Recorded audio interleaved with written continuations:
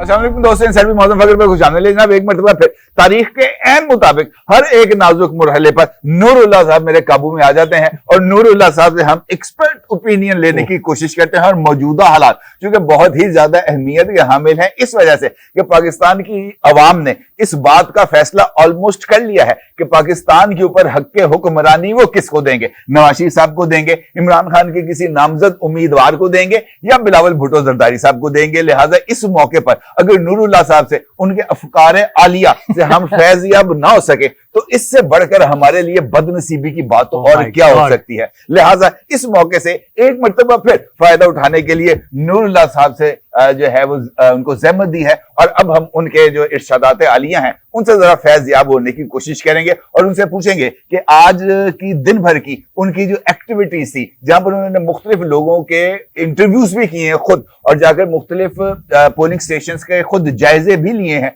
तो उनके जो इस वक्त की पोलिंग की सूरत हाल है जो अब खत्म हो चुकी है, उस पर उनकी क्या राय थी। क्या वो ये समझते हैं कि पोलिंग का अमल मुनसिफाना था? क्या वो ये समझते हैं कि पाकिस्तान के अवाम ने आजादाना तौर पर अपना हक राय दही इस्तेमाल किया है? ओवर टू यू नूरुल्लाह साहब। जी बिल्कुल, अस्सलाम वालेकुम। और एक तो आप इतनी स्पीड से शुरू करते हैं कि मुझे लग रहा था कि पता नहीं आप अचानक निकल ही ना जाए कहीं दूर, और दूसरा आपने मेरे बारे में इतना कुछ बोल दिया, खैर है, लेकिन बोल कर अब आज़ाद है तेरे, और हमें आज़ादी के साथ एक मौका मिला है अपना हक राय दही इस्तेमाल करने का। आज एक बड़ा दिन है जब आप सब ने, हमने वोट डाला है और अपने मुस्तकबिल के हवाले से फैसला किया है। अच्छा, हमारे यहाँ हमेशा रिजर्वेशंस रहती हैं कि हमारा फैसला होता है या किसी और का फैसला होता है, लेकिन बहरहाल जब वोट डाल दें हम तो हमने अपनी ड्यूटी पूरी कर दी, और जब बहुत बड़ी तादाद में लोग मिलकर वोट डालें तो उस फैसले को तब्दील करना मुश्किल होता है। इसीलिए वो बहुत सारे फैक्टर्स जो हमें नजर आते हैं कि शायद लोगों को रोकने की कोशिश हो रही है और वहां तक पहुंचे ना उनके इंतखाबी निशान, और जो कि पीटीआई के लोगों की रिजर्वेशन थी, वो इसलिए है कि अगर वोट डाल जाएंगे सब तो फिर फैसला तब्दील करना मुश्किल होगा। तो डिसीजन हमारा था, हमारा मीन मेरा, आपका, हम सब का, कि क्या हमने वोट डालना है। तो अगर वोट डाला है तो उसके मुताबिक फैसला आ जाएगा। और मैं भी सुबह से निकला हुआ था, बल्कि वोटिंग से पहले एक नाश्ता अटेंड किया और कुछ सीनियर सहाफ़ी, कुछ नहीं काफ़ी सीनियर सहाफ़ी, जिसमें अबसार आलम साहब थे, इफ्तिखार अहमद साहब, अनीक नाजी साहब और इमरान शफकत साहब, उनके साथ बैठकर नाश्ता करने का मौका मिला लाहौर में, लाहौरी नाश्ता। और खुसूसन इफ्तिखार अहमद साहब और अबसार आलम साहब ने तो प्योर वो माहौल बनाया लाहौरी, एक दूसरे के साथ ना पंजाबी और जरा ना ठट्ठेबाजी और सारी चीजें। तो वहां पर गपशप हुई, मैंने उन सबका भी रिकॉर्ड किया एक छोटा सा क्लिप के वो क्या समझते हैं कि किस पार्टी को कितनी नशिस्तें मिल जाएंगी। तो इमरान शफकत साहब का और इफ्तिखार अहमद साहब का और अनीक नाजी साहब का, तीनों का ख्याल ये था कि मुस्लिम लीग नून जीत जाएगी, और नंबर 1 पर, उसके बाद नंबर 2 पर उनके ख्याल में पीपल्स पार्टी थी, और तीसरे नंबर पर पीटीआई। अबसार आलम साहब ने इस हवाले से कुछ जवाब नहीं दिया, उन्होंने नाश्ते की तारीफ की, माहौल की तारीफ की, इस तरह की चीज़ें हमने की। उसके बाद फिर मैं जहाँ मेरा अपना वोट है वहादत रोड पर, मैं वहाँ गया लाहौर में, और मैंने वहाँ अपना वोट कास्ट किया। वहाँ बहुत ज़्यादा रश नहीं था, लेकिन बड़ा पुरसकून माहौल इस हवाले से था कि तमाम पार्टीज़ के इंक्लूडिंग पीटीआई कैंप लगा हुआ था और लोग वहाँ पर बैठे वो पर्चियाँ बना के दे रहे थे, वोट की पर्ची। और उसके साथ ही जब वो अंदर लेकर जा रहे थे वो लोग, मैंने भी देखा वहाँ पर किसी को ऐसी कोई पाबंदी नहीं थी कि किस पार्टी की पर्ची लेकर जा सकते हैं या नहीं जा सकते, ऐसा कोई मसला नहीं था। अंदर गए बड़े आराम से, स्मूथली, 7-8 लोग मेरे आगे थे, उनके साथ मैंने वोट डाला और मैं आ गया वहाँ से।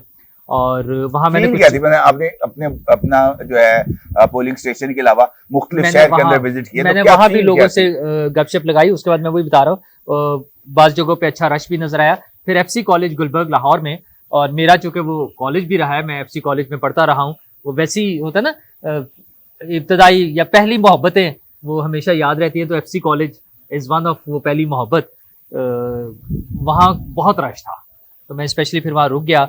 वहाँ पे तीनों पार्टियों के जो मेन कैंडिडेट्स हैं, वो सलमान अकरम राजा साहब पीटीआई की तरफ से, ओन चौधरी साहब जो बेसिकली तो आईपीपी के उम्मीदवार हैं, लेकिन नून लीग ने भी उन्हें सपोर्ट किया है। तो नवाज शरीफ साहब जी हाँ, उनके देखें ना, ओन चौधरी साहब वो खुशकिस्मत उम्मीदवार हैं जिन्हें नवाज शरीफ साहब, शहबाज शरीफ साहब, जो दोनों खुद वजीर आजम रहे हैं और पार्टी के सरबराह और सदर हैं, और मतवक्को वजीर आजम भी हैं, अपने दोनों उम्मीदवार भी हैं, उन्होंने और मरियम नवाज साहिबा ने, उन सब ने चौधरी साहब को वोट दिया। अच्छा, और वहां पर पीपल्स पार्टी के भी उम्मीदवार हैं, वो मोहिउद्दीन साहब जो हैं, लेकिन मैंने वहां जो लोगों से बातचीत की, वहां ज्यादा लोग बाई चांस वो थे जो नून लीग की हिमायत में थे उस पोलिंग स्टेशन पे भारत। और उसके बाद पीटीआई के भी हामी वहां पर मौजूद थे। कुछ लोगों ने इस तरह का इजहार किया कि हम बताना नहीं चाहते, डर लगता है। अच्छा, मुझे नहीं समझ आती क्यों डर लगता है, ऐसी कोई बात नहीं है मेरे ख्याल में तो। लेकिन बहरहाल मुझे ये नजर आ रहा था कि लोग फ्रीली वोट डालने के लिए आ रहे हैं। एक हर्डल जरूर थी, वो टेलीफोन की जो सर्विस मुअत्तल हुई है, उसकी वजह से लोगों को थोड़ी सी परेशानी का ये बाइस बनी है कि दूर जाना है तो राब्ता नहीं हो रहा, क्योंकि अब हम बहुत ज्यादा डिपेंडेंट हो गए हैं फोन के ऊपर। मतलब फोन अच्छा, मुमकिन है सारा दिन इस्तेमाल ना हो, लेकिन अगर मुझे पता हो चंद लम्हे के लिए बंद हो गया तो परेशानी हाँ, परेशानी हो जाती। तो ओवरऑल जनरली वो ठीक रहे। कम से कम लाहौर में तो कोई ऐसा नाखुशगवार वाकया भी नहीं था। बाज जगहों पर ऐसे मसाइल हुए हैं, या कराची में बाज जगहों पे जहाँ पे पोलिंग के हवाले से भी इश्यूज आ रहे हैं, लेट शुरू हुई है, लेकिन बहरहाल जनरली देखें, ओवरऑल देखें तो काफी बेहतर। जो रिजर्वेशन थी, जो खतरात थे, खुसूसन दहशतगर्दी के हवाले से केपी और बलूचिस्तान में जो मामला, अच्छा, कुछ लोगों ने तो इबहाम भी क्रिएट किया था ना कि ऑपरेशन पता नहीं केड़ा फसाद, रद्दुल फसाद के पता नहीं कौन सा बादे सबा, पता नहीं कौन लेकिन कौन चीजें चलनी है। काफी रीजनेबल। अच्छा, मुझे अब ये बताएं नूरुल्लाह साहब, अब एक मरहला तो हो गया सर, ठीक है, पोलिंग का अमल हो गया मुकम्मल, उसके बाद अब काउंटिंग के अमल का आगाज होगा, और उसके बाद यकीनी तौर पर नताइज के अमल का आगाज होगा। और इशू ये आ रहा है इस वक्त, अगर हम गौर करें कि जब से पाकिस्तान तहरीक इंसाफ पाकिस्तानी सियासत में नमूदार हुई है, उस वक्त से लेकर अब तक कोई भी ऐसी चीज नहीं है जो नॉर्मल रह चुकी हो हमारी सोसाइटी में। कोई भी काम ऐसा नहीं है जिसको हम नॉर्मल अंदाज में एक्सेप्ट करें या रिजेक्ट करें। अब ये जो नताइज आने से पहले ही मुतनाज़ा बनाने के अमल का आगाज किया गया है, ये बात कही जा रही है कि जनाब मैनेज्ड इलेक्शन थे, रिजल्ट्स पहले ही तयशुदा थे, बहुत सारे लोगों को फॉर्म 45 पहले ही दे दिया गया था, बल्कि कुछ फॉर्म 45 मैंने देखा सोशल मीडिया पर जाली किस्म के उन्होंने पहले ही अपलोड कर दिए हैं। तो ये वो इबहाम की कैफियत है जो इनफैक्ट पूरे के पूरे प्रोसेस के ऊपर असरअंदाज होगी। मेरा आपसे राय मैं ये जानना चाहूंगा कि क्या ऐसी हुकूमत जिसको पहले दिन से ही मुतनाज़ा बनाने की कोशिश की जाए, क्या वो हकीकी अवामी नुमाइंदा हुकूमत के तौर पर काम कर सकती है, जबकि इस बात का भी अंदाजा हो कि कल भी इमरान खान ने अगर जेल से निकल आएगा, उसकी जमानत हो जाएगी, तो उन्हें पाइन रौला पा के तो साढ़े कान कुतर देना है। अच्छा, देखें, अनफॉर्चुनेटली हमारे यहाँ पॉलिटिकल पार्टीज में जो पॉलिटिकल कल्चर है वो डेवलप नहीं हो सका है। वो दीगर भी बहुत से मसाइल हैं, उनकी सरबराही किसने करनी है, कौन लोग आगे आ सकते हैं, उन चीज़ों को तो शायद अभी और ज़्यादा टाइम लगे। कम अज़ कम इंतखाबी नताइज तस्लीम करना या अपनी शिकस्त को तस्लीम करना, ये भी हौसला हमारी पॉलिटिकल पार्टीज में ग्रेस नहीं है, बिल्कुल नहीं है, मैक्सिमम केसेस में, मेजॉरिटी केसेस में। अच्छा, अगर है तो सिर्फ पीपल्स पार्टी में है। हाँ, पीपल्स पार्टी ये बात मानने वाली है, उनमें पॉलिटिकल कल्चर जरा ज्यादा बेहतर है, ठीक है। अच्छा, पॉलिटिकली करेक्ट रहते हैं वो अपने आप को ज्यादा है। लेकिन मसला ये है कि पीटीआई का जहां तक ताल्लुक है, वो तो आपको याद होगा 2013 में भी वो 35 पंक्चर से शुरू हुए थे, और बाद में उन्होंने कह दिया हंस के वो तो बैलेट पेपर छप गए उर्दू मैंने तो वो उससे सुना था, उसने उससे सुना था, उसने उससे सुना था, और वो मैंने तो आगे कह सियासी बयान था, ठीक है। तो वो उन्होंने तो कभी भी नहीं मानना। मेरा उनके बारे में हमेशा ख्याल ये रहता है कि अगर 100 सीटें, मसलन पंजाब की 141 सीटें हैं, अगर वो 140 जीत जाए इमरान खान साहब और एक रह जाए, तो उन्होंने कहना धांधली हुई है, ये एक हम क्यों नहीं जीते। और अगर वो 141 पूरी की पूरी भी जीत जाए, तो वो कहेंगे नहीं, ये जो हमें इस हल्के में 1 लाख वोट मिला है, तो ये जो 40,000 दूसरी पार्टी को मिला, ये धांधली हुई है, ये धांधली हुई है। अच्छा, उनका ये मसला है, उन्होंने किसी भी सूरत में मुतमईन नहीं होना। उनका इत्मीनान जो किसी हद तक हो सकता है सिर्फ वो ये है कि उन्हें इक्तदार उनके हवाले कर दिया जाए, तो वो मुतमईन है। और अच्छा, अनडिफाइंड पीरियड के लिए, हाँ, अप टू इन्फिनिटी। और उसके बाद वो आराम से घर बैठे, और जब निकले इक्तदार से तो बता दें कि मेरे तो हाथ में कुछ नहीं था, वो तो फलां जनरल कर रहा था, वो तो फलां कर्नल कर रहा था, वो फलां ब्रिगेडियर कर रहा था। ये इस तरह का उनका मसला है। कर्नल ब्रिगेडियर से याद है, सॉरी, मैं अमूमी तौर पर अगर मैंने चूंकि काफी इलेक्शंस देखे हैं जो अपने जर्नलिस्टिक कैरियर के अंदर, मैंने 85 के इलेक्शन से मुझे होश है, मैंने देखा 90 का इलेक्शन, तो मैं जर्नलिज्म में आ चुका था, वो रोजनामा मुसावात मैंने ज्वाइन किया था, मैंने पहला इलेक्शन वहां पे देखा, उसके बाद मुसलसल इलेक्शंस देखे हैं, और ये खबर अमूमी तौर पर सामने आती है कि चीफ ऑफ आर्मी स्टाफ ने फलां जगह पर जाकर वोट डाला। आज सुबह से ही मैंने बहुत सारे हल्के देखे हैं, उसके बाद आके मैंने जो है ट्रांसमिशन भी देखी है, मुझे अब तक यानी पोलिंग खत्म होने के बाद तक भी कोई एक खबर ऐसी नजर नहीं आई कि चीफ ऑफ आर्मी स्टाफ ने वोट डाला है तो जनरल आसिम मुनीर साहब ने वोट कहां पे डाला? आपकी नजर से ऐसी कोई खबर गुजरी? नहीं, ऐसा नहीं गुजरा। क्या उन्होंने इस मरतबा वोट नहीं डाला या उन्होंने कह दिया कि मेरी फोटो नजर नहीं आनी नहीं, चाहिए? दोनों चीज, मेरा ख्याल है उनको फोटो पे नजर आने पे कोई एतराज नहीं है, उनकी फोटो बड़ी रूटीन में आती है। उन्होंने मुमकिन तौर पर वोट ना डाला हो, ये भी हो सकता है, या हो सकता है उन्होंने वो पोस्टल बैलेट के जरिए डाल दिया हो, ये भी मुमकिन है। लेकिन मसला ये कि ये इतना इंपॉर्टेंट नहीं है। आप ये देखें कि हमारे पॉलिटिकल लीडर, ऑप्टिक्स, सियासत में ऑप्टिक्स बड़े अच्छा, नहीं, मेरे ख्याल में ये इतना जरूरी नहीं है। आर्मी चीफ का जाके वोट डालना कोई जरूरी नहीं है, मुझे लगता है कोई जरूरी नहीं है। अच्छा, हम क्यों देख रहे हैं कि आर्मी चीफ ने वोट डाला या नहीं डाला? मैं जो देख रहा था वो मुझे नजर आ गया। नवाज शरीफ साहब ने वोट डाला, मरियम नवाज साहिबा ने वोट डाला, शहबाज शरीफ साहब ने वोट डाला, आसिफ जरदारी साहब ने वोट डाला है, बिलावल भुट्टो साहब ने वोट डाला है, मौलाना साहब ने डाला है, जहांगीर तरीन साहब ने वोट डाला है, एमक्यूएम के जितने लीडर्स थे, इमरान खान ने जेल में रहते हुए पोस्टल बैलेट के जरिए वोट डाला है। तो मुझे तो अपने पॉलिटिकल लीडरशिप से कंसर्न है। अच्छा, अगर आर्मी चीफ से है तो फिर मुझे ये भी सोचना चाहिए कि अच्छा, DGISI ने कहाँ वोट डाला है, फिर DGMI ने कहाँ वोट डाला है, फिर हमारे वो सेक्टर कमांडर ने कहाँ वोट डाला है, फिर कोर कमांडर ने कहाँ वोट डाला है। ये हमारा मसला नहीं होना चाहिए। उनका ये इशू नहीं है, वो ड्यूटी पर है। अच्छा, ड्यूटी पे बहुत से लोग वोट नहीं भी डाल सकते। मैं अभी रास्ते में FC कॉलेज से निकल के वो कनाल ब्रिज पे मैं रुका हूँ, वहाँ ट्रैफिक पुलिस वाले खड़े थे। मैंने वहाँ गाड़ी रोक के उनसे पूछा कि आपने वोट डाला? उन्होंने कहा नहीं जी, हमारा वोट दूसरे शहर में था और मैं नहीं जा सका, तो मेरी यहाँ ड्यूटी थी, मैंने वोट नहीं डाला। पता है ये सवाल मैंने आपसे क्यों पूछा? सवाल इसलिए से पूछा कि ये वाला सवाल जो है ना, ये बहुत ज्यादा सोशल मीडिया पर गर्दिश कर रहा था और किसी ने उसका जवाब दिया हुआ था कि वो नताइज को मुरत्तब करने में या इलेक्शंस को मैनेज करने में इतने मसरूफ थे कि उनको टाइम नहीं मिल सका वोट कास्ट करने। ये अच्छा, हमारे यहाँ हमेशा से रहा है, क्योंकि ट्रस्ट डेफिसिट इतना ज्यादा है। यही वो चीज है, सवालिया निशान जो मैंने आपसे ना, अच्छा, मैं वापस उस पर आ जाता हूँ। ट्रस्ट डेफिसिट इतना ज्यादा है हमारे यहाँ, और माजी की जो हमारी रिवायात हैं या जो वाकयात हैं, हकाइक हमारे सामने हैं, वो इस किस्म के हैं कि हम इस बात पे यकीन करने को तैयार नहीं है कि सारी चीजें स्मूथली खुद ब खुद हो रही हैं। हमें लगता है कुछ ना कुछ चीजें कहीं हो रही हैं, गड़बड़ है। अच्छा, हम इब्तदा ही शक के साथ करते हैं। अनफॉर्चुनेटली ये हमारी जिंदगी के हर शोबे में ऐसा ही है। हम जब दूध लेते हैं तो हमें शक होता है कि इसमें पानी मिला हुआ है, हम मेडिसिन खरीदते हैं तो हमें डाउट होता है कि ये जाली ना हो। अच्छा, हम कोक या पेप्सी लेते हैं तो उसमें भी हमें डाउट हो रहा होता है। मतलब ये हमारा हर चीज के बारे में है। हम जब किसी से डीलिंग करते हैं तो हमें लगता है ये हमें ये इसी तरह से यहाँ भी है। जो आप जो बात कर रहे थे कि नताइज को मानेंगे और हुकूमत का क्या बनेगा, नताइज PTI ने नहीं मानने। अगर उनकी हुकूमत ना बनी तो मतलब आप समझे कि बराबर भी सीटें हुई और उनकी हुकूमत ना बन सकी ना, तो उन्होंने नताइज नहीं माने। और इमरान खान साहब चूंकि खुद हुकूमत में नहीं आ सकते, इसलिए तो किसी सूरत में ही मुमकिन नहीं है कि वो नताइज माने। तो जो हुकूमत के चलने का मामला है, वो एक ये बड़ा सेगमेंट जो है लोगों का, PTI वाले, वो उनके खिलाफ शोर मचाते रहेंगे। लेकिन हुकूमत मेरे ख्याल में जो भी बनेगी, धरना होगा इस मरतबा। किसने करना है धरना?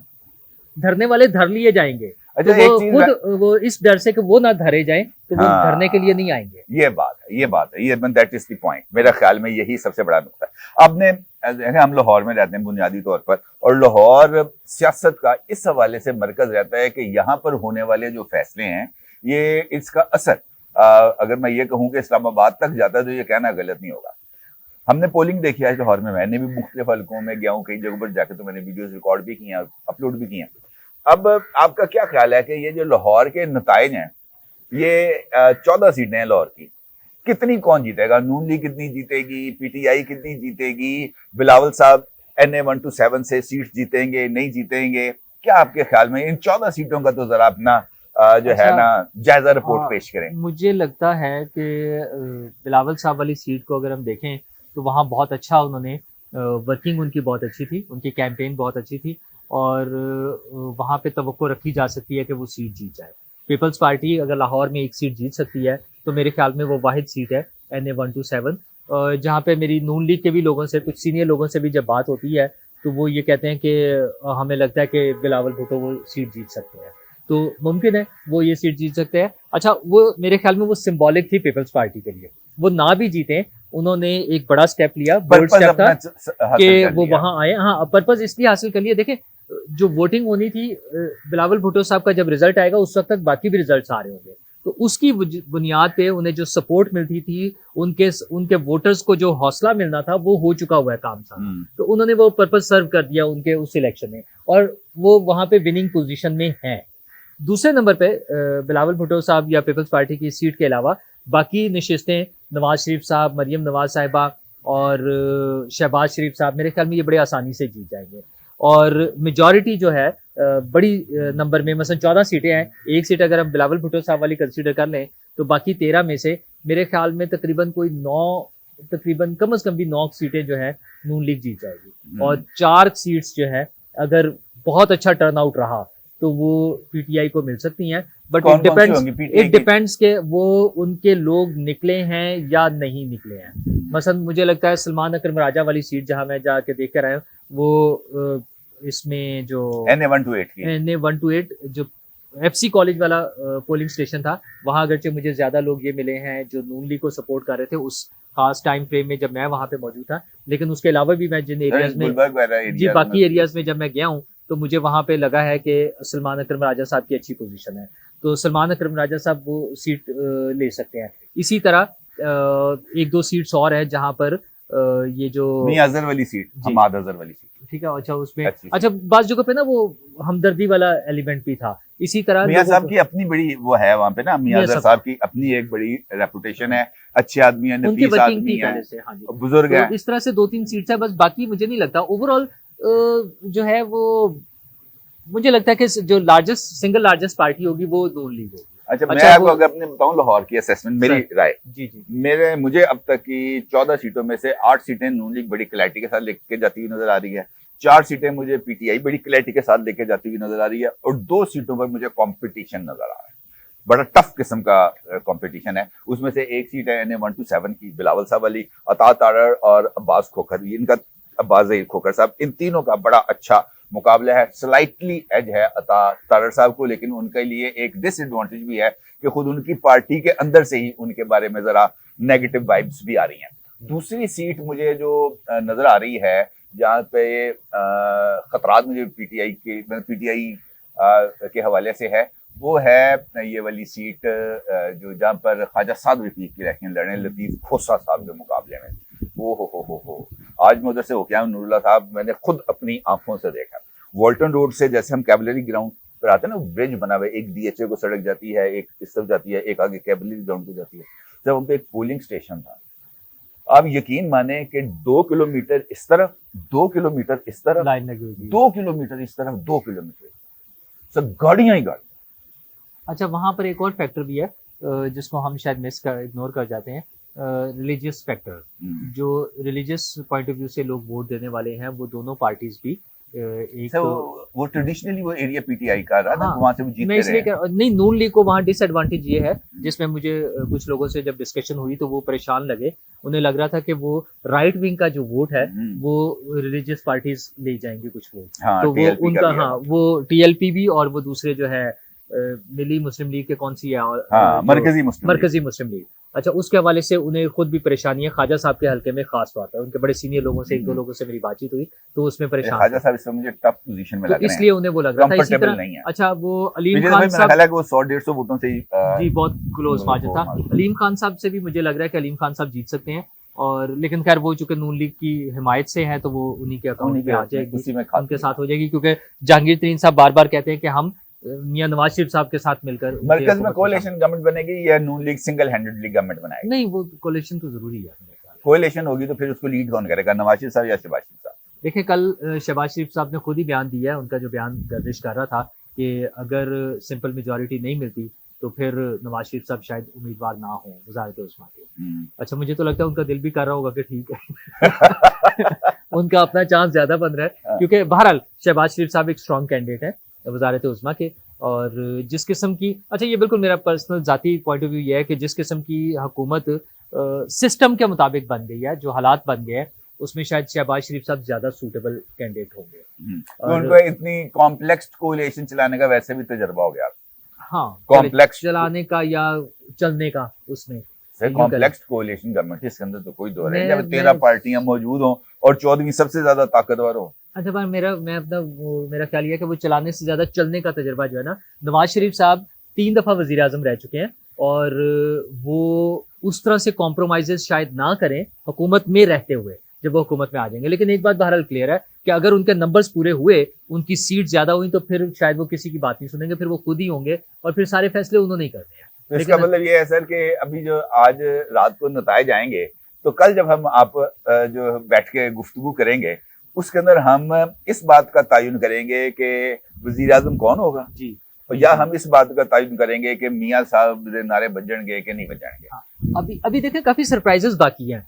अगेन जो मैंने बात की ना, टीएलपी और वो कौन सी मिली मुस्लिम लीग, सॉरी मरकजी मुस्लिम लीग, पहले मिली होती थी, हाँ, आजकल वो मरकजी मुस्लिम लीग, और जब कुलसूम नवाज साहिबा को हरवाना था ना, उस वक्त मिली थी। अच्छा चलें, अब वो मरकजी हो गई है। मरकजी मुस्लिम लीग, टीएलपी और इस तरह के जो फैक्टर्स है ना, इन्होंने भी वोट, न सिर्फ वोट लेने, इनकी सीटें भी होंगी।